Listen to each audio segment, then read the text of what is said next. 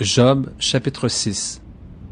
Job prit la parole et dit, « Oh, s'il était possible de peser ma douleur, et si toutes mes calamités étaient sur la balance, elles seraient plus pesantes que le sable de la mer, voilà pourquoi mes paroles vont jusqu'à la folie.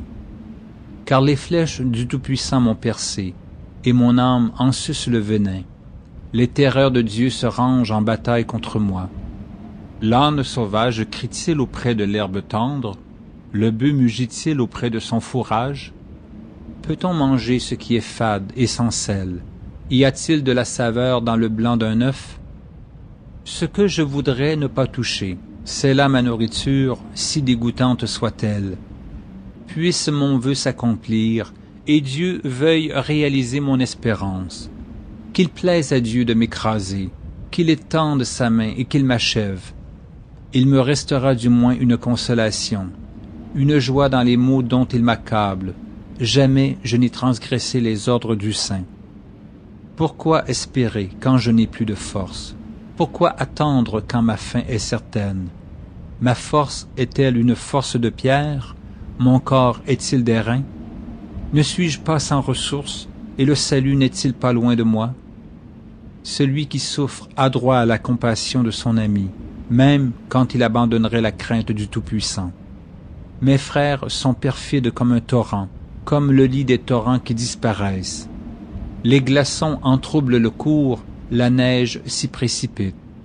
Viennent les chaleurs et ils tarissent, les feux du soleil et leur lit demeure à sec. Les caravanes se détournent de leur chemin, s'enfoncent dans le désert et périssent. Les caravanes de Théma fixent le regard, les voyageurs de Séba sont pleins d'espoir. Ils sont honteux d'avoir eu confiance, ils restent confondus quand ils arrivent. Ainsi, vous êtes comme si vous n'existiez pas, vous voyez mon angoisse et vous en avez horreur. Vous ai-je dit, donnez-moi quelque chose? Faites en ma faveur des présents avec vos biens? Délivrez-moi de la main de l'ennemi, rachetez-moi de la main des méchants. Instruisez-moi et je me tairai. Faites-moi comprendre en quoi j'ai péché. Que les paroles vraies sont persuasives, mais que prouvent vos remontrances? Voulez-vous donc blâmer ce que j'ai dit et ne voir que du vent dans les discours d'un désespéré? Vous accablez un orphelin, vous persécutez votre ami. Regardez-moi, je vous prie, vous mentirai-je en face? Revenez, ne soyez pas injuste. Revenez et reconnaissez mon innocence.